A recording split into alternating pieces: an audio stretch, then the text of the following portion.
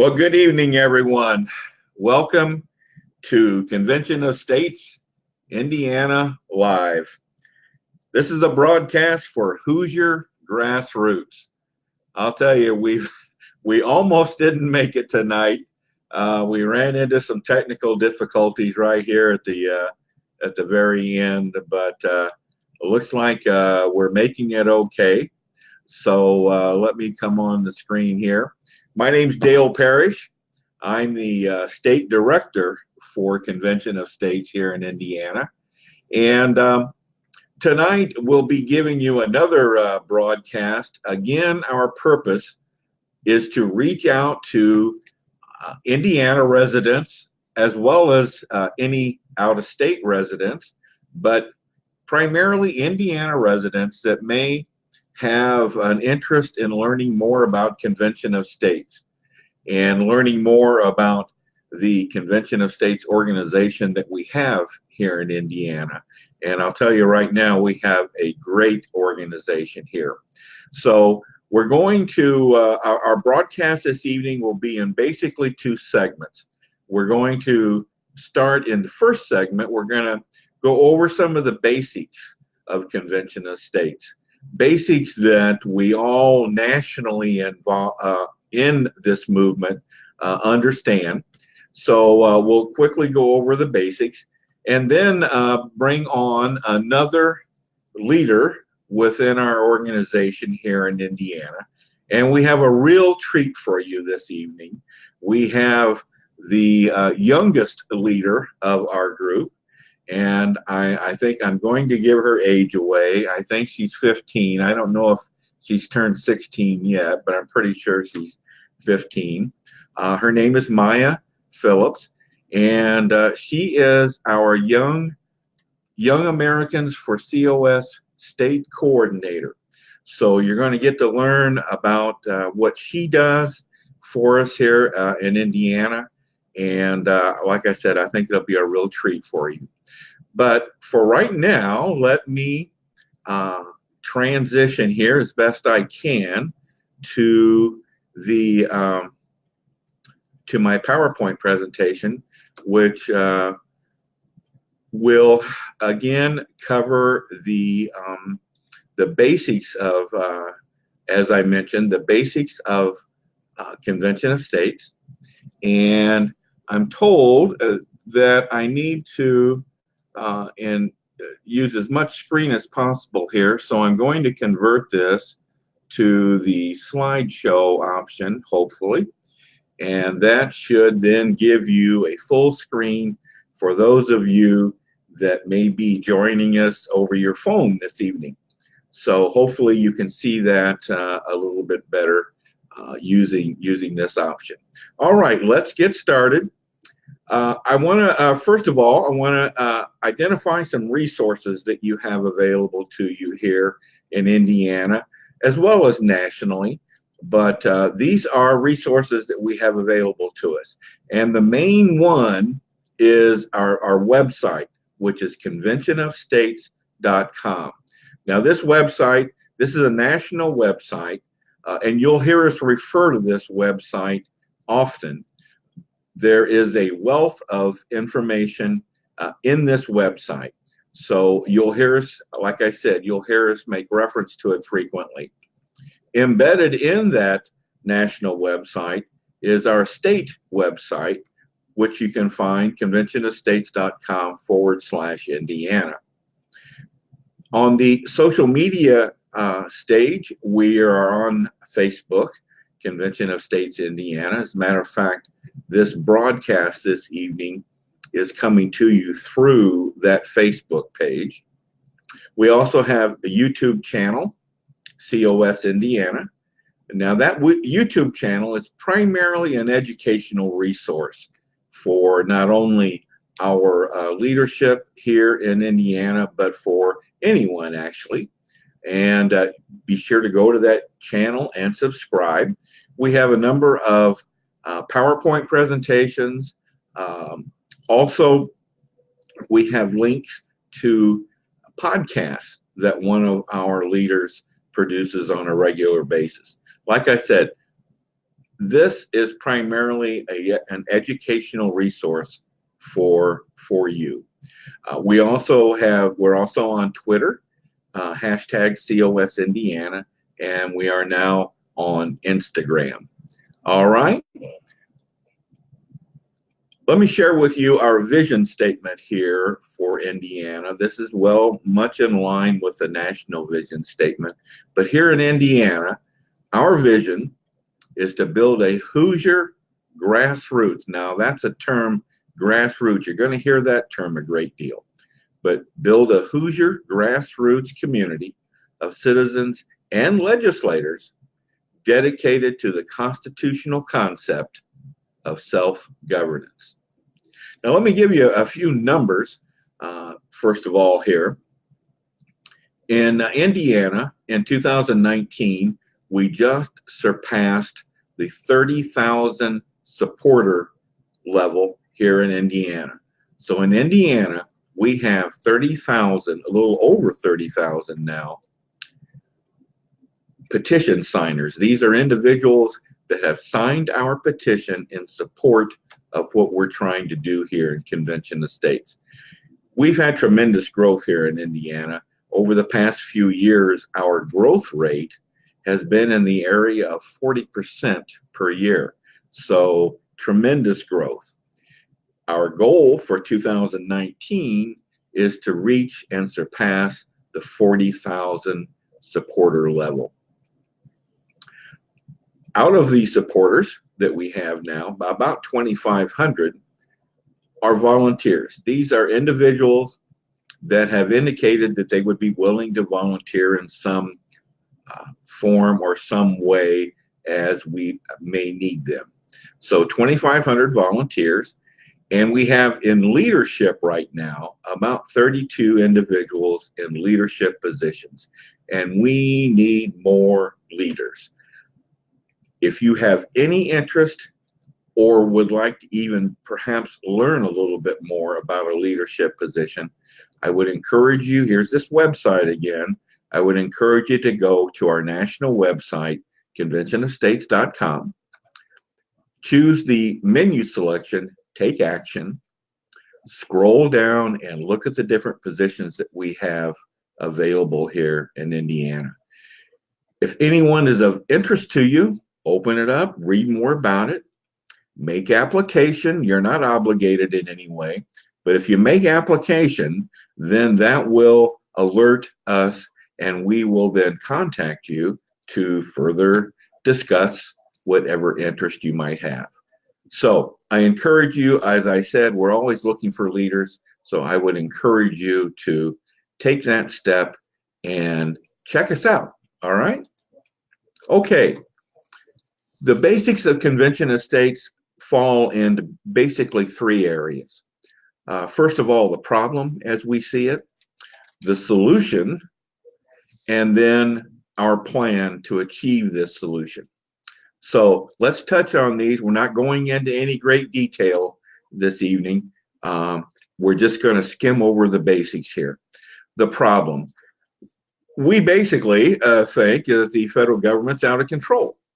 Out of control from the standpoint that it lacks, our government lacks the will and the courage to address some major problems that we have, we believe, in this country. Now, no one political party is responsible for this. This has been going on for decades, but something is going to have to be done about this problem. Now, we see the problem basically into three abuses that we think occur in our federal government.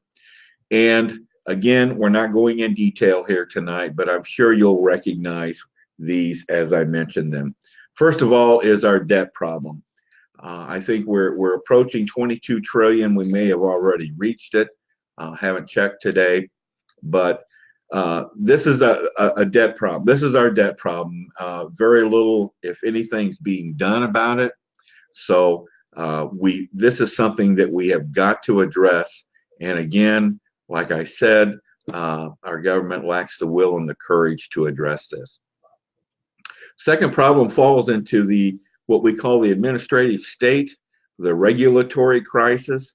As you know, the administrative state has come to be the fourth branch of our government, and a great deal needs to be done in this area. Now, I know the current administration has eliminated some regulations, and I know they've done some things, but there's a great deal of work more that needs to be done, not only in eliminating regulations, but curtailing the manner in which the way regulations are created.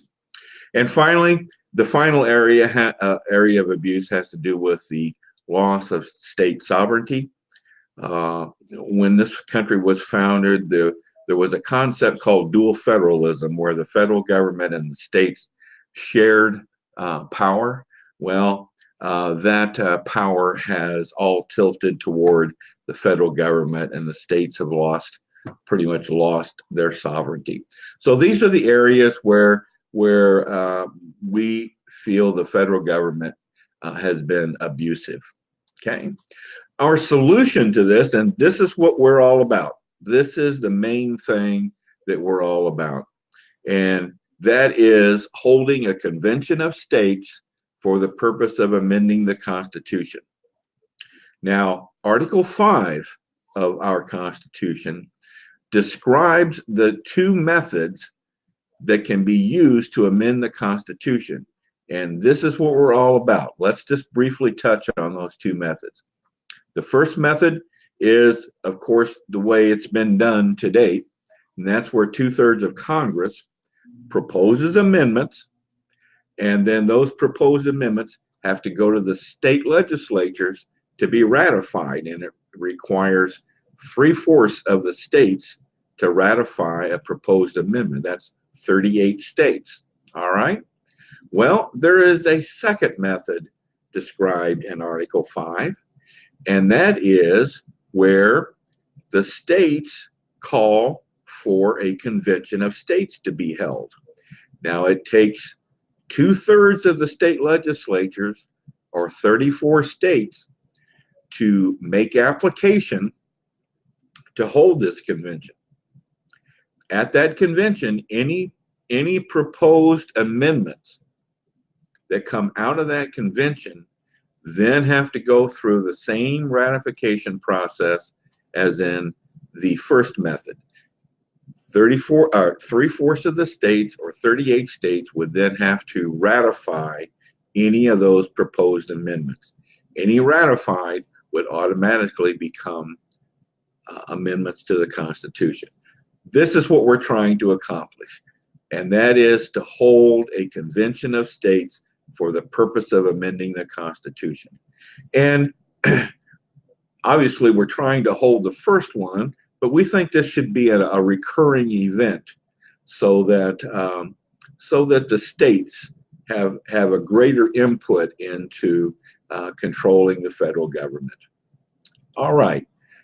Our plan to achieve this, we have two parts to the plan. The first is the application strategy. I mentioned that the states have to apply to hold this convention, and that application, also referred to as a resolution, they all have to be the same. So what we've done is we've created an application, an actual form that we want the states to use, so that we can get 34 of them all alike. And that application that we want to utilize addresses fiscal restraints, addresses limiting the power and jurisdiction of the federal government, and addresses term limits for Congress as well as the federal judiciary. All right. The other part of our plan deals with mobilizing the grassroots. And here's that term, grassroots, again, and that's you and me, the citizens, mobilizing us to take action here. The grassroots is a major part of our structure. So very, very important. Again, we are making headway here. We are now in all 50 states. As I mentioned, we have some 30,000 supporters here in the state of Indiana.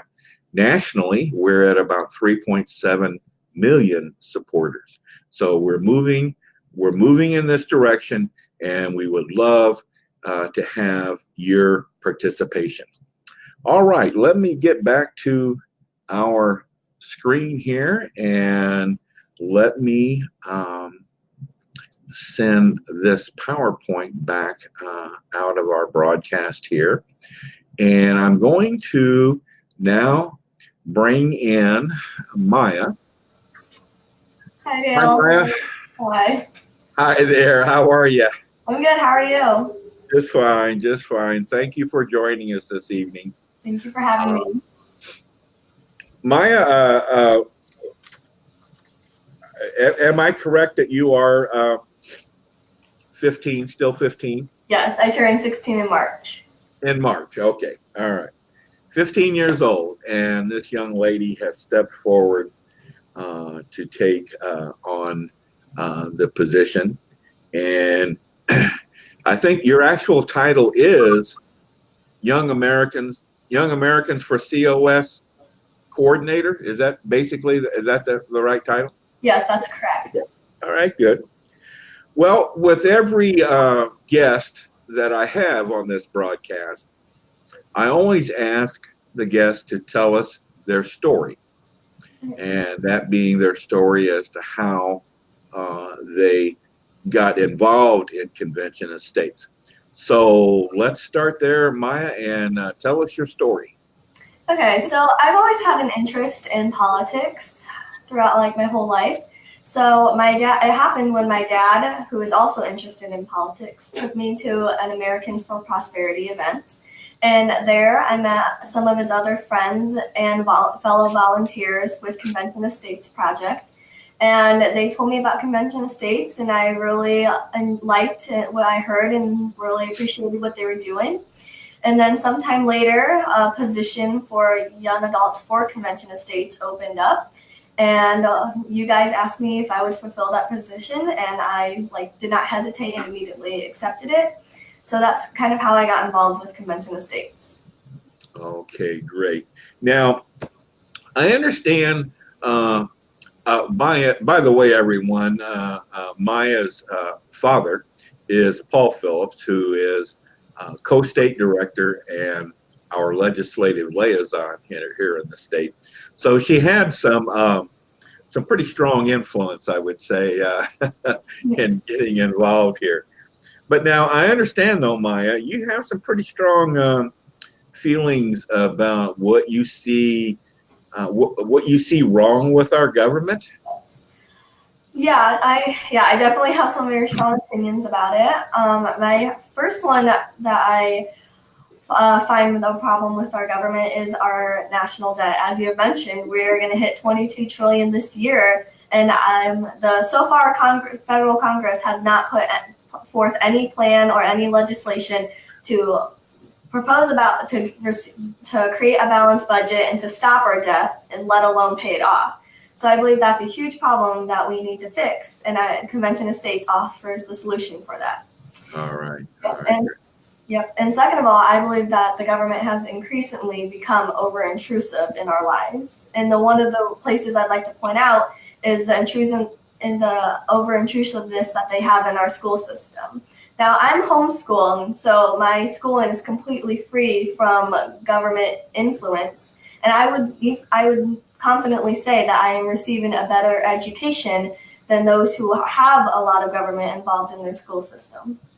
Okay, great. Now, along that line, then, I understand you have a couple amendments, specific amendments that you might like to see passed. Yes. So my main one, obviously, is a balanced budget for the reasons that I just stated. And then another one that I really like is the Non-Delegation Act. And what that is that it would prohibit Congress to transfer or delegate their powers to any other branch of government or department or corporation. So, for example, the Federal Reserve would not, under the Non-Delegation Act, would no longer be allowed, because in the Constitution it explicitly gives Congress the power to coin money, and they have given that power to the Federal Reserve, which under the Non-Delegation Act is not allowed. Okay. All right. Any others? Yes. Another one that I really like is the idea that 2/3 of Congress or the states can overturn any Supreme Court decision.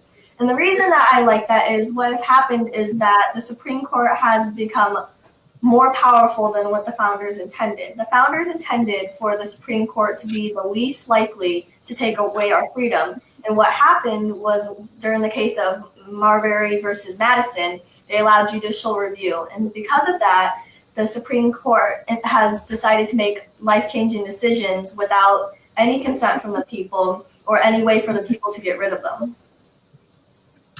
Excellent. Now, ladies and gentlemen, I'm telling you right now, you won't find very many adults that have given this much thought to what they would like to see as far as amendments to correct a lot of the ills that we have.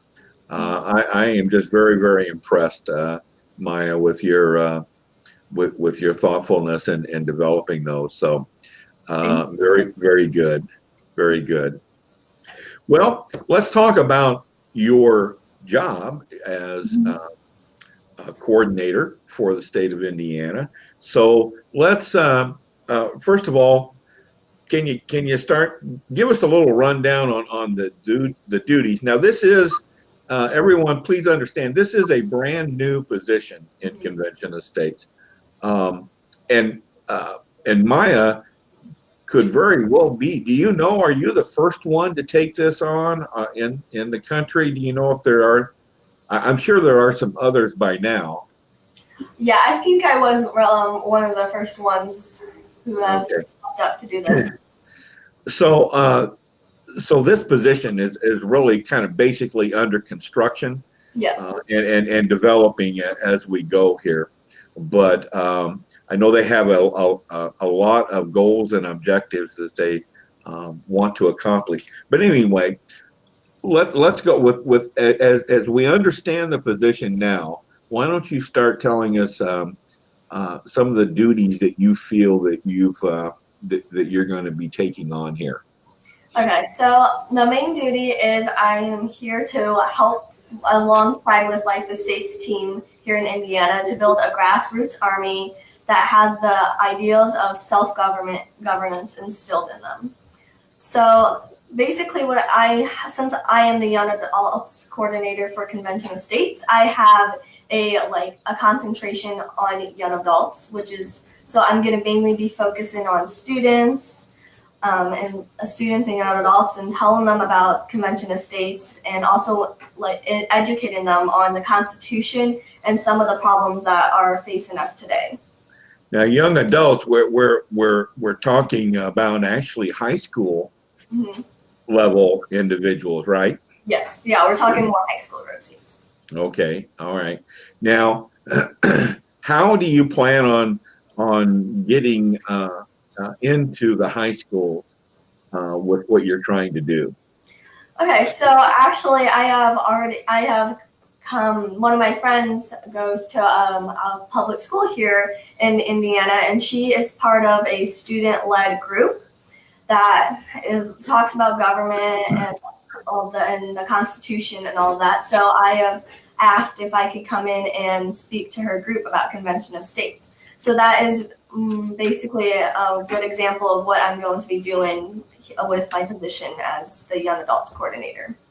Okay. All right. Good. So the objective is to try and get it in through the students in the school as opposed to going through the administration.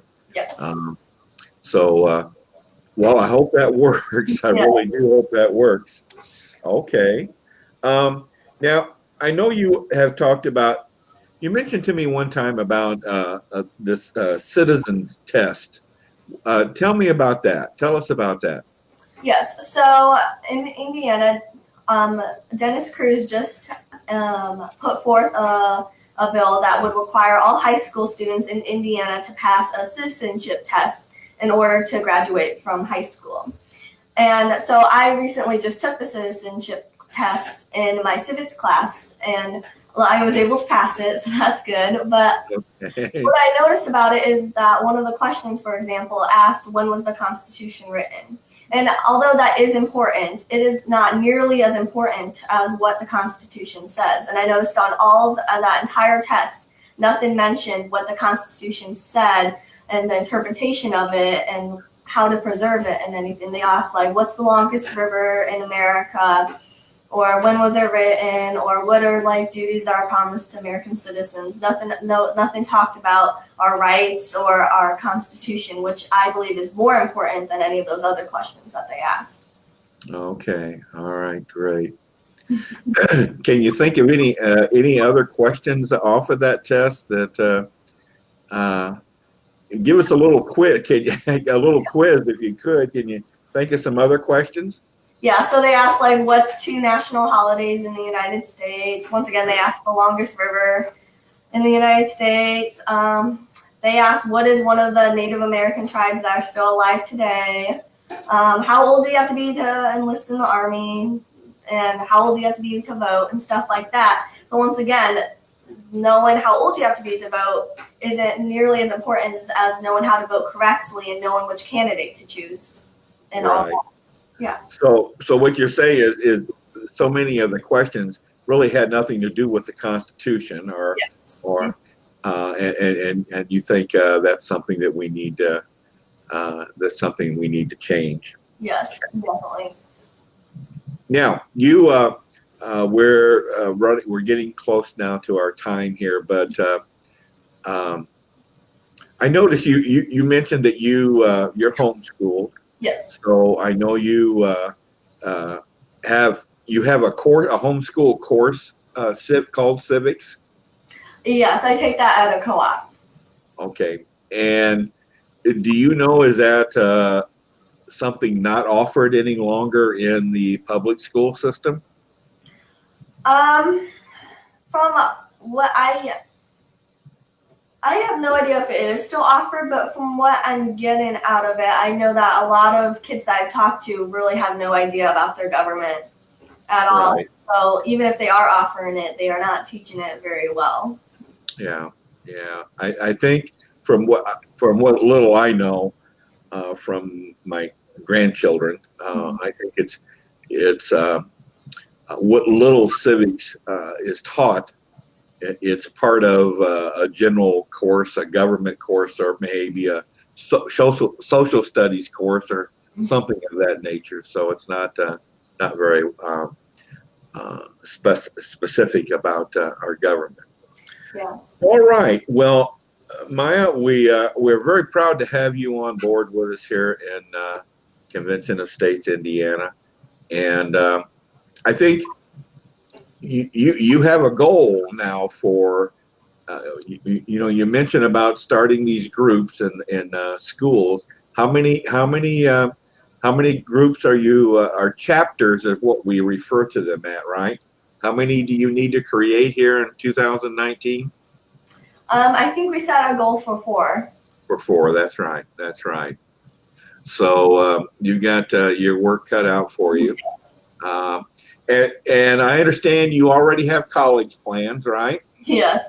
Yep. So I'm actually already enrolled in Liberty University, and I've been taking a lot of law and political classes there, and I plan to apply to Hillsdale in 2020 to finish my bachelor's degree in political science, and then I'm going to take that on to law school and study constitutional law. All right. Well, ladies and gentlemen, you see what we have coming up here. This is wonderful. What a wonderful example you're setting, Maya, and we're so very, very happy to have you. Thank you very much for coming on tonight. Appreciate it. Thank you for having me. Have a good evening. You too. Bye. All right, ladies and gentlemen, that was wonderful. We're so proud to have her as part of our organization here in Indiana. Once again, I want to encourage you, if you have any interest in learning more about us and getting involved, we encourage you again to go to the website, conventionofstates.com, select on the menu selection, take action, scroll down and look at any of those positions that we have, and go ahead and make application, and we'll be in touch with you and talk to you some more about your interest. So I'm going to wrap things up at that point. Our next broadcast is January 28th. Now we're broadcasting every Monday night now, 7 o'clock. And our next broadcast is January 28th. We're going to be getting now into the individuals in leadership out in the field, if I may refer to it in that respect. We're going to have one of our region captains on the broadcast on January 28th, and we'll go through our region captains, and then we're going to get into our district captains that are out across the state. So I want to wrap things up for this evening with a bit of a quote from our president, Mark Meckler. And I don't have his exact words, but he's basically saying that, you know, our country is faced with basically a fundamental question. And that fundamental question is not, what do we do? The fundamental question facing our country is, who will decide? And that is where we say that you and I and the grassroots, it's the people, we the people will make those decisions. So on that, I want to say good night to everyone. And once again, we'll be broadcasting again on January 28th. So everyone, have a good evening. Thank you. Good night.